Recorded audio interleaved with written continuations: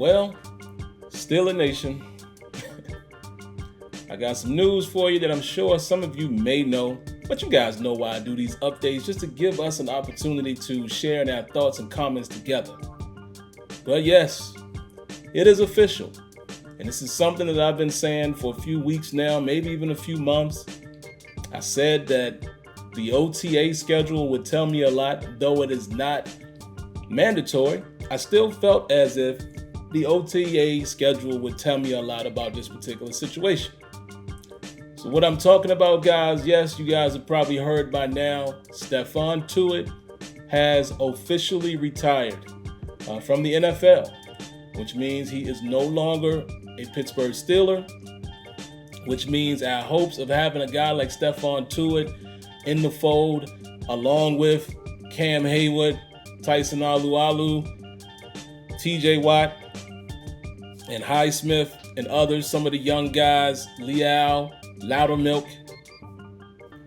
That's not going to happen. Also having guys on the back end like Miles Jack and hopefully a revived Devin Bush. But it's not going to happen. They're going to have to make this happen without Stephon Tuitt.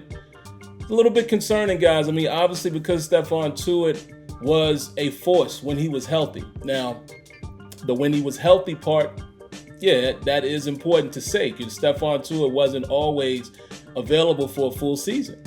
We understand that, but he showed those flashes. I just think back several years, like the game that he had against San Francisco, and how he was looking early in 2020 season. Just, Stephon Tuitt was a force when he put it together and when he was healthy. But when he wasn't healthy, he wasn't able to be on the field. So yeah, that was always a minor concern. But even, with that being a concern, I would rather go into it with Stephon Tuitt with hopes that he can play the majority of the season, or at least for a chunk of the season. Hey, at least if he could play in games that are winnable, or games that you need to win, and games that we are running the football, or not us, but the football is being ran on the Pittsburgh Steelers, that's where you're going to miss Stephon Tuitt. I think that was a huge blow to the defense last season, and maybe you would say the Steelers are a little more prepared or a little more equipped to deal with it this season.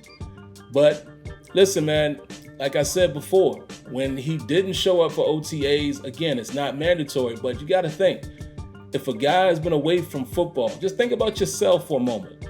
If you have been away from something that is your passion for a year, you're going to be back on the field, the court, whatever your love and passion is.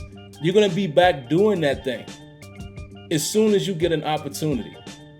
So I said, listen, if he really wants to play, he's going to be back in the building as soon as possible. He might even be there to look at rookie minicamp just because he wants to be around the guys.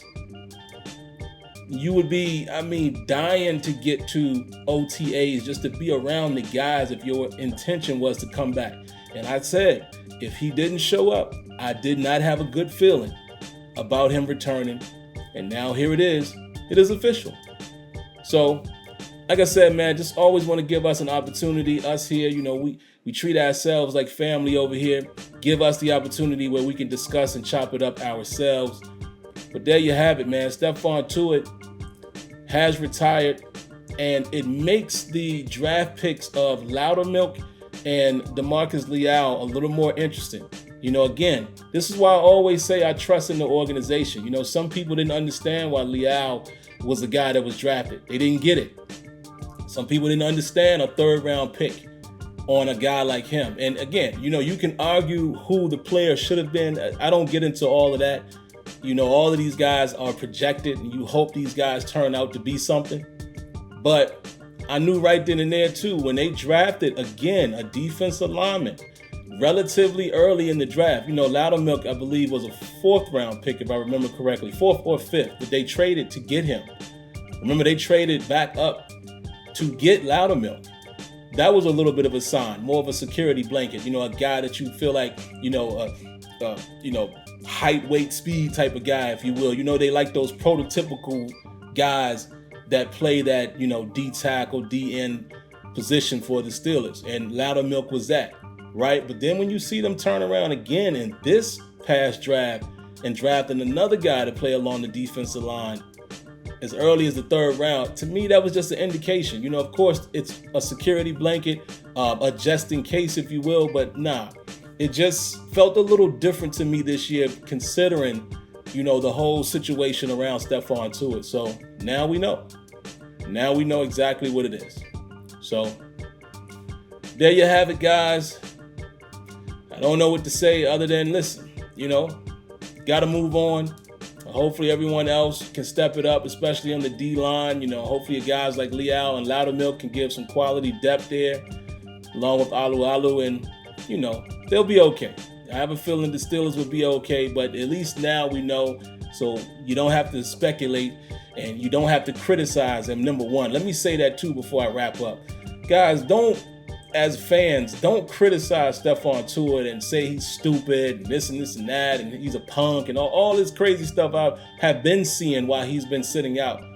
Listen, he went through a tragic event with the passing of his brother last year, and you just never know what else he may be going through mentally. That could have been the icing on the cake. Could have just been the icing on the cake. You know, I can't imagine losing like a younger sibling or what have you in that manner. And, you know, there was already rumors that, you know, he kind of felt away being away from family. So, listen, everybody's built differently. You know, sometimes you got to put football to the side. You got to put your fanism to the side and respect people as human beings. And it just is what it is. You know, the team will go on, as will his life will go on. So there's no need for you to be attacking him and tweeting him and saying all this crazy stuff about him when he's just a person. You don't know him personally. So I refuse to do that. I'm just a fan. All right? And he was a player on the team that I root for. That's it. But all right.